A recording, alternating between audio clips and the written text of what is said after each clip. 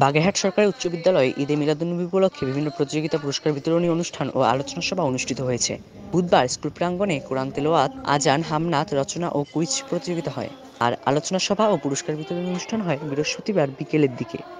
পুরস্কার বিতরণী অনুষ্ঠানে প্রধান অতিথি ছিলেন জেলা প্রশাসক আহমেদ কামরুল হাসান। বিশেষ অতিথি ছিলেন অতিরিক্ত জেলা প্রশাসক শিক্ষা ও আইসিটি সাদিয়া ইসলাম। অনুষ্ঠানে সভাপতিত্ব করেন বিদ্যালয়ের প্রধান শিক্ষক এস.এম. আবদুল্লাহ আল মামুন। ছাত্ররা আলোচনা অনুষ্ঠানে অংশগ্রহণ করেছে এবং প্রত্যেক বিজয়ীরা পুরস্কার গ্রহণ করে একটা দারুণ সাফল্যের স্বীকৃতি দিয়েছে। বিগত দিনে 2 দিন আমাদের প্রতিযোগিতাগুলো সম্পন্ন করেছি এবং আজকে একটা পুরস্কার বিতরণ অনুষ্ঠান হয়েছে। পুরস্কার বিতরণ পূর্বে দুপুরে সমস্ত ছাত্রদের প্রায় 1800 ছাত্রদের আমরা মধ্যাহ্নভোজের আয়োজন করেছি। সেখানে ছেলেরা অত্যন্ত তৃপ্তি সহকারে, তৃতীয় শ্রেণী থেকে 10ম শ্রেণীর শিক্ষার্থীরা অত্যন্ত তৃপ্তি সহকারে সেই মধ্যাহ্নভোজে অংশগ্রহণ করেছেন। দুর্জয় দাস, hello.bdnews24.com, বাগেরহাট।